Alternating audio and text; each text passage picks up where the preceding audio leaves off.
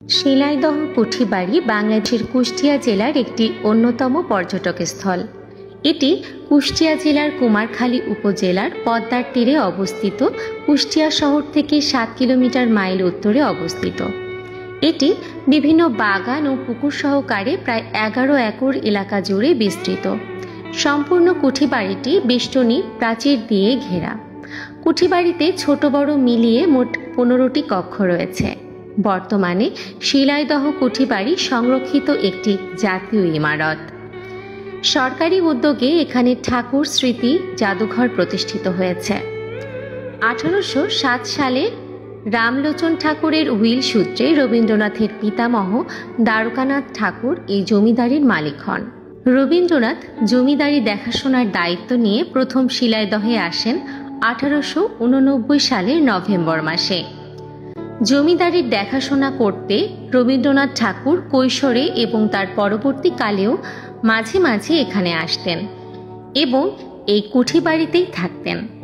তবে পরবর্তীকালে বন্যার সময় পদ্মার ভাঙনে পুরনো কুঠিবাড়ির নিকটবর্তী এলাকা পর্যন্ত বিলীন হওয়ার আশঙ্কা দেখা দিলে এই পুরনো কুঠিবাড়িটি ভেঙে ফেলা হয় এবং পুরনো ভবন সামগ্রী দিয়েই নতুন কুঠিবাড়িটি নির্মাণ করা হয়। 1891 থেকে 1901 সালের মধ্যে 1 দশকেরও বেশি সময় ধরে রবীন্দ্রনাথ অনিয়মিত বিরতিতে এখানে অবস্থান করেছেন। শিলাইদহ কুঠিবাড়ি আম, কাঁঠাল ও অন্যান্য চিরসবুজ বৃক্ষের বাগান, একটি পুষ্পোদ্যান এবং 2টি পুকুর সহ প্রায় 11 একর মনোরম এলাকা জুড়ে বিস্তৃত। শিলাইদহে রয়েছে গ্রামীণ পরিবেশ আর মনোমুগ্ধকর প্রাকৃতিক সৌন্দর্য। কুঠিবাড়ি ভবনটি একটি বেষ্টনী প্রাচীর দিয়ে ঘেরা। দক্ষিণ দিকে অবস্থিত একটি সাধারণ অথচ আকর্ষণীয় প্রবেশ তোরণ পেরিয়ে এতে প্রবেশ করা যায়।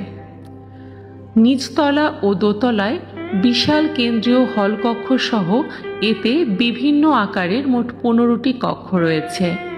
নিচতলা ও দোতলার উন্মুক্ত ব্যালকনিগুলো রানীগঞ্জ টালি দিয়ে তৈরি ঢালু ছাদ দ্বারা আংশিক আচ্ছাদিত। নিচতলার উপরের মধ্যবর্তী অংশে রয়েছে ত্রিকোণ প্রান্ত বিশিষ্ট একটি ঢালু ছাদ। দোতলার উপরের পিরামিড আকৃতির ছাদ ভবনটিকে আরও বৈচিত্র্য এনে দিয়েছে।